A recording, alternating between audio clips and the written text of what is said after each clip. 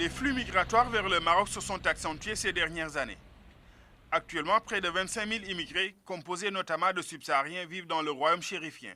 Face à la complexité de cette problématique, le roi Mohamed VI a appelé son gouvernement à mettre en place une stratégie migratoire et à normaliser la situation des immigrés au Maroc.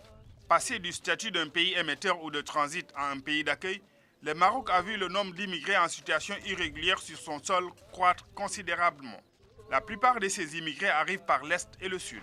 Cette nouvelle politique migratoire, respectueuse des droits humains, devra à terme assurer le bon accueil des immigrés et favoriser leur accès légal aux opportunités d'emploi, aux conditions de vie dignes et d'insertion économique et sociale.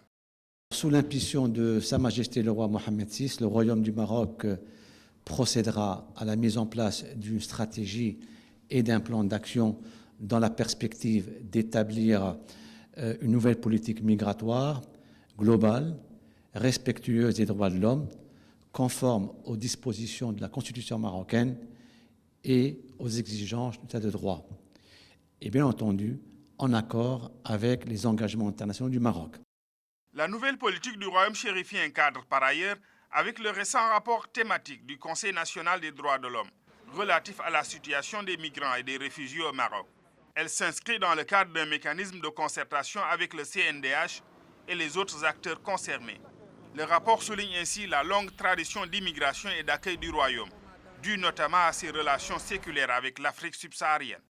Le rapport appelle à une politique globale intégrée de gestion de la migration et de l'asile, conformément à la Constitution marocaine et conformément au droit international et aux engagements internationaux du Maroc. Nous demandons la mise en place d'un dispositif national de l'asile.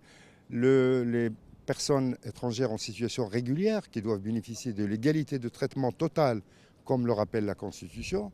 Les personnes en situation irrégulière qui doivent aussi, pour certaines catégories, avoir le droit, de notre point de vue, de séjourner.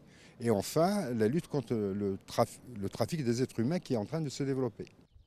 Pour une meilleure gestion de la problématique globale de la migration, le souverain a également insisté sur la nécessité de poursuivre sans relâche la lutte contre les réseaux de trafic et de traite des êtres humains.